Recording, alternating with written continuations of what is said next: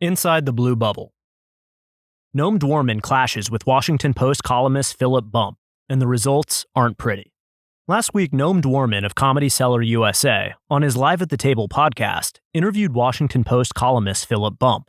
It was a debate, with Bump invited because he's most associated with pouring cold water on the Hunter Biden story, as Noam put it.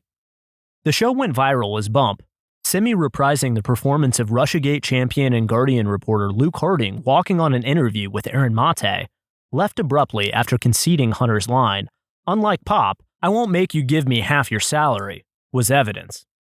To be fair, the show had run long, but Bump insisted earlier that there was no evidence of wrongdoing on Joe Biden's part, so it wasn't a timely exit. Not that I'm unfamiliar with interviews that go sideways.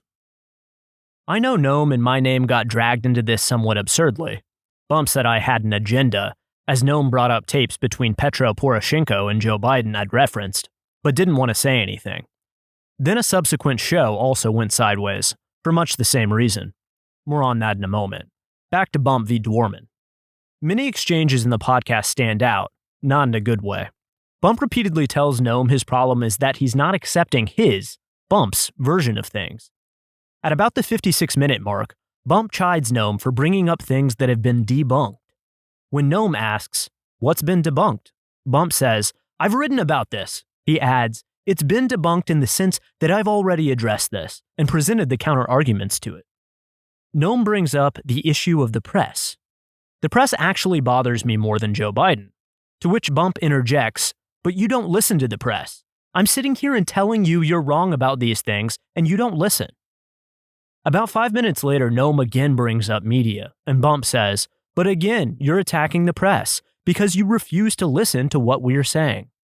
Nearly an hour into the show, Bump began complaining he'd been set up, and I know what he was thinking, having of course also been in the position of being invited to an interview with someone who perhaps wants to make an ass of you. I actually don't think that's Noam's game, but even if it were, the answer isn't to keep repeating, "How can we talk when you keep insisting I get down from this high horse I'm on?" Bump acts like he and his paper haven't gotten all sorts of things wrong in recent years, implicitly rejecting the notion that people like Noam have reason to question anything already addressed by papers like The Post. If you need an explanation for declining ratings and circulation of mainstream media press outlets, this vibe is it. The other episode involved professor and frequent media commentator Dan Dresner, who laughs hysterically and at great length the instant it registers that Noam plans on countering a claim that Trump was a bad president. I'm not sure I could classify Donald Trump as a good president.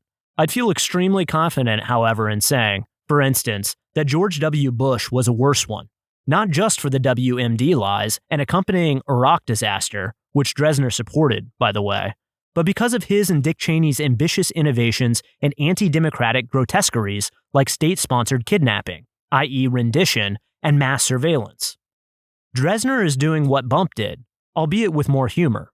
Gagging in disbelief when a mainstream piety sent up the flagpole isn't instantly saluted. I think a lot of people in the world I once inhabited, in center-left media and academia, don't realize they've slipped into a deeply unattractive habit of substituting checklists of unquestioned assumptions for thought. In the blue bubble, Trump's limitless evil is an idea with such awesome gravitational pull that it makes nuanced discussion about almost anything impossible. It's why no one in media could suggest even the possibility he hadn't colluded with Russia. He's become an anti-God of a faith that requires constant worship. When do we go back to being atheists? Thanks for listening to the audio version of this article.